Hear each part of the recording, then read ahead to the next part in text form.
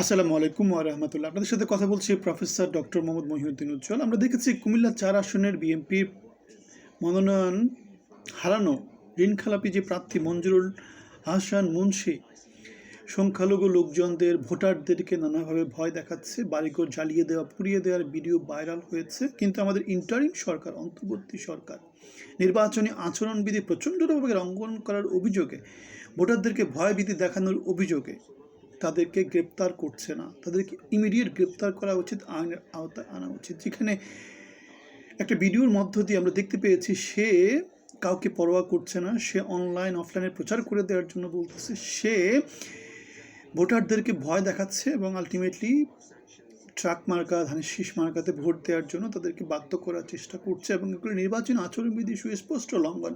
সুতরাং এই অবস্থায় আমাদের অন্তর্বর্তী সরকার যদি এরকম আচরণবিধি লঙ্ঘন করা লোকদেরকে গ্রেপ্তার করে আইনের আওতায় না আনতে পারে, তাহলে ভোটের দিন কি হতে পারে, ভোটের দিন তারা কী কী করতে পারে সেটা আমরা জানি।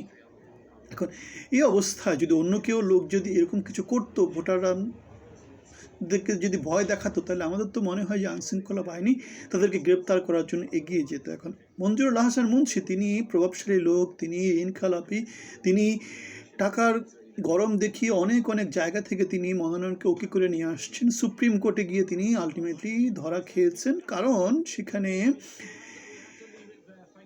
আমাদের হাসনাত আবদুল্লাহ একটা রিট করেছিলেন এবং যে রিটটাতে তিনি যথেষ্ট প্রমাণ, সাক্ষী, সাবুত তিনি প্রেজেন্ট করেছিলেন এবং যার ফলে সরকারের পক্ষে মঞ্জুরুল আহসান মুন্সীর মনোনয়নপত্রকে ডিফেন্ড করা সম্ভব হয়নি এবং যার ফলে তিনি নির্বাচন থেকে দূরে সরে গেছেন। এখন তিনি ধানের শীষ প্রতীকের বিকল্প হিসেবে যে মার্কাটা আছে, ট্রাক মার্কাকে তিনি নির্বাচনে জয়ী করে নিয়ে আসার জন্য তিনি ভয়ভীতি দেখাচ্ছেন ভোটারদেরকে।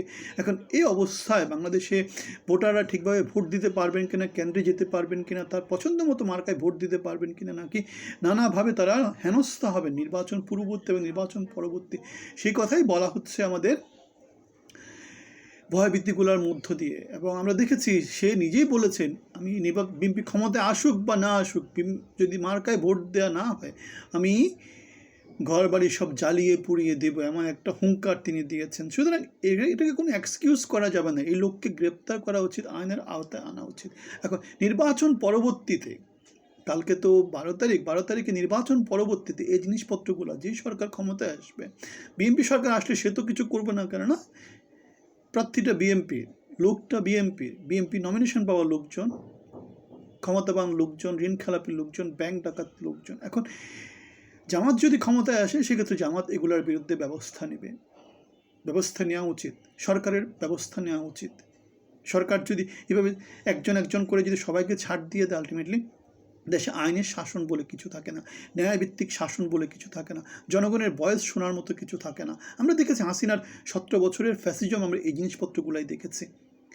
একজন করে ভয় উদ্রেক করতো, সেটা লক্ষ মানুষকে ভয়ের সঞ্চার করতো, সেখান থেকে কোটি মানুষ চুপ হয়ে যেত। কিন্তু আমরা আমাদের ভয়েসটাকে সোচ্চার রেখেছিলাম, এখন আমরা সোচ্চার রাখছি, সামনেও আমরা সোচ্চার রাখবো। সুতরাং ইন্টারিম সরকার, অন্তর্বর্তী সরকার, ইউনূসের ফাটাকেস্টর সরকার, উচিত হচ্ছে এদেরকে আইনের আওতায় আনা। বাংলাদেশ সেনাবাহিনীর উচিত হচ্ছে গিয়ে এদেরকে গ্রেপ্তার করা, এদেরকে আইনের আওতায় নিয়ে আসা, এদেরকে সাজার আওতায় নিয়ে আসা, এদেরকে জেলে পাঠানো, জরিমানা করা।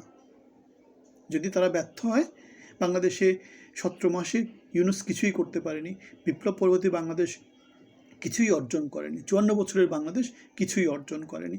আপনাদের মতামত জানাবেন, ভালো থাকবেন, আসসালামু আলাইকুম।